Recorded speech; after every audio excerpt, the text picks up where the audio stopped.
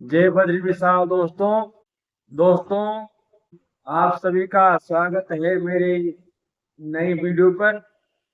दोस्तों किसी कारणवश बहुत दिनों बाद आपसे मिलना हुआ है।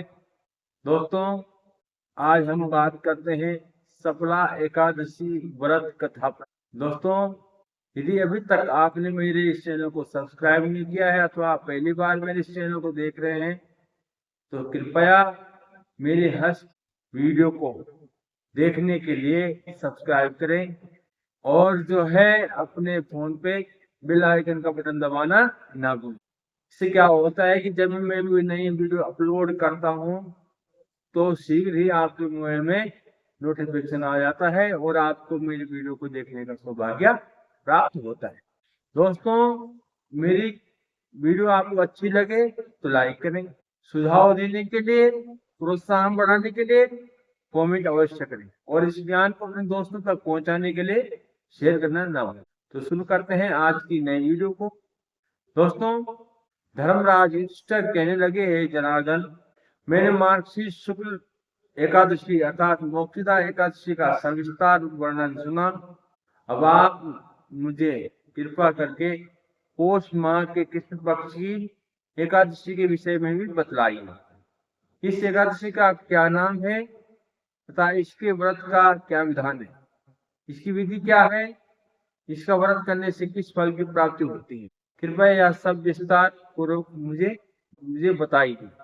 भगवान श्री कृष्ण बोले, पौष मास के कृष्ण पक्ष में आने वाली इस एकादशी को सफला एकादशी कहा जाता है और इस एकादशी के देवता श्री नारायण विधि पूर्वक इस व्रत को करना चाहिए और जिस प्रकार नागों में शेषनाग, पक्षियों में गरुड़ और सब ग्रहों में चंद्रमा, यज्ञों में अश्वमेध यज्ञ और देवताओं में भगवान विष्णु श्रेष्ठ हैं, उसी तरह से सब व्रतों में एकादशी का व्रत श्रेष्ठ माना जाता है। जो मनुष्य सदैव एकादशी का व्रत करते हैं वे मुझे परम प्रिय है।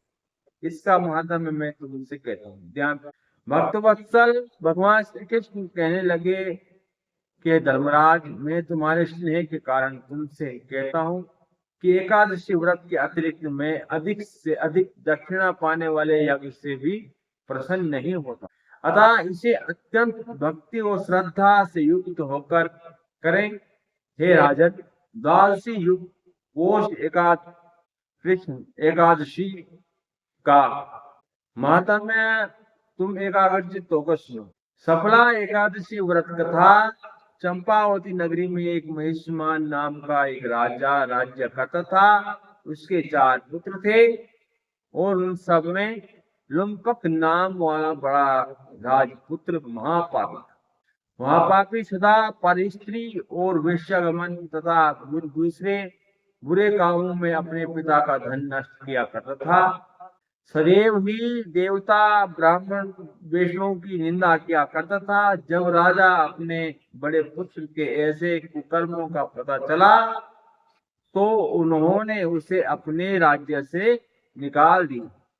तब वह विचारने लगा कि कहाँ जाऊं, क्या करूं। अंत में उसने चोरी करने का रास्ता पकड़ा और वह दिन में वन में रहता था और रात को पिता की नगरी में आकर चोरी करता था। प्रजा को तंग करने और उन्हें मारने का कुकर्म करता था।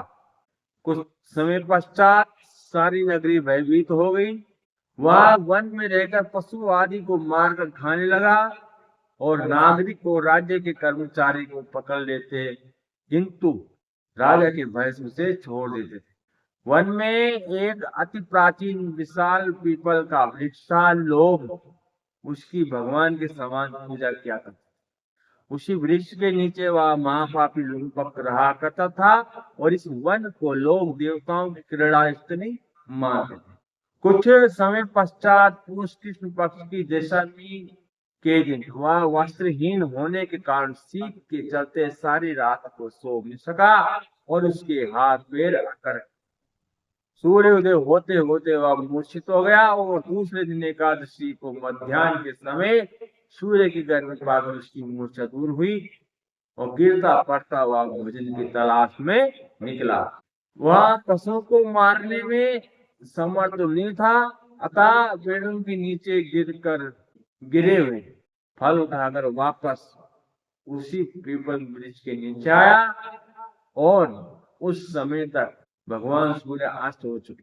वृक्ष के नीचे फल खाकर कहने लगा, है भगवान, अब आपके ही अर्पण है ये फल, आप ही तृप्त हो जाइए।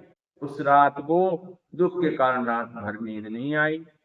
उसके इस उपवास और जागरण से भगवान अत्यंत प्रसन्न हो गए और उसके सारे पाप नष्ट। दूसरे दिन प्रातः एक अति सुंदर घोड़ा और अनेक सुंदर वस्तुओं से सजा हुआ उसके सामने आकर खड़ा हो गया। उसी समय आकाशवाणी हुई कि हे राजपुत्र, श्री नारायण की कृपा से तेरे सारे पाप नष्ट हो गए। अब तू अपने पिता के पास जा और राज्य प्राप्त कर। ऐसी वाणी सुनकर वह अत्यंत प्रसन्न हुआ और दिव्य वस्त्र धारण करके भगवान आपकी जयकार जय हो ऐसा कहकर अपने पिता के पास गया। उसके पिता ने भी प्रसन्न होकर उसे समस्त राज्य का भार सौंप दिया और स्वयं वन के रास्ते चले। अब लोग शास्त्र अनुसार राज्य करने लगा। उसकी स्त्री पुत्र आदि सारा कुटुंब भगवान नारायण का परम भक्त हो गया।